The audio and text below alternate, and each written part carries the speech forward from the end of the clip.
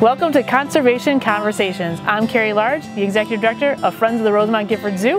And I'm Lindsey King, a Senior Wildlife Care Specialist at the San Diego Zoo.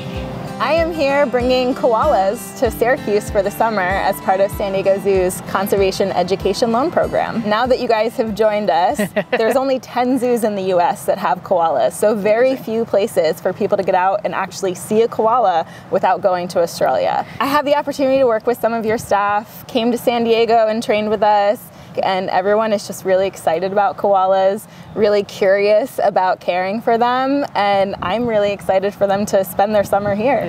So the IUCN status is vulnerable, but in parts of their range in Australia, the Australian Capital Territory, New South Wales, and Queensland, they are now considered endangered. What does that mean? That means that we're losing koalas in the wild at kind of an alarming rate.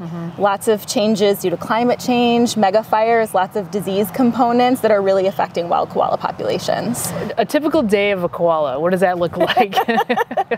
Lots of snoozing. Koalas sleep 18 to 20 hours a day, and then they only eat eucalyptus. So here at the zoo, you'll probably see them snoozing in those eucalyptus bundles, and then every once in a while throughout the day, they'll wake up, have a few bites, and then go back to sleep again. At 10:30 each day, we'll be feeding the koalas. So we're gonna provide them that fresh eucalyptus once a day at 10:30, and they're gonna go around and investigate the bundles. They have an extraordinary sense of smell, so they're gonna pull the fresh tips to their nose, decide if that's the right one, move around maybe to the next bundle. We try to provide them 2 to 3 different species per day because they are very picky eaters.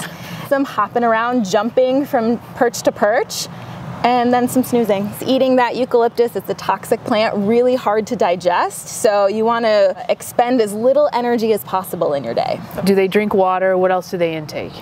Typically, they don't need to drink water because they get all the hydration they need from fresh eucalyptus. So you'll see that the eucalyptus we provide is in a canister filled with water to keep it nice and fresh.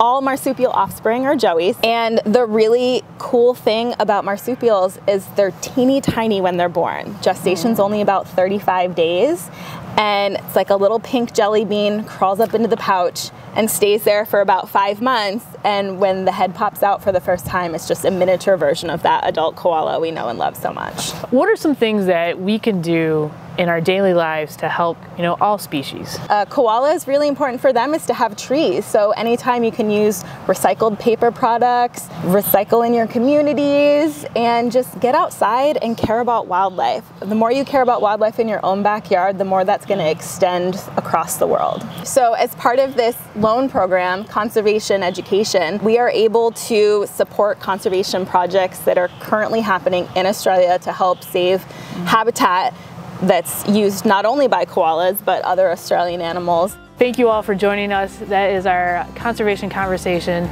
You heard it from Lindsey. There's things that you can do at home every single day, making sure that wildlife is thriving.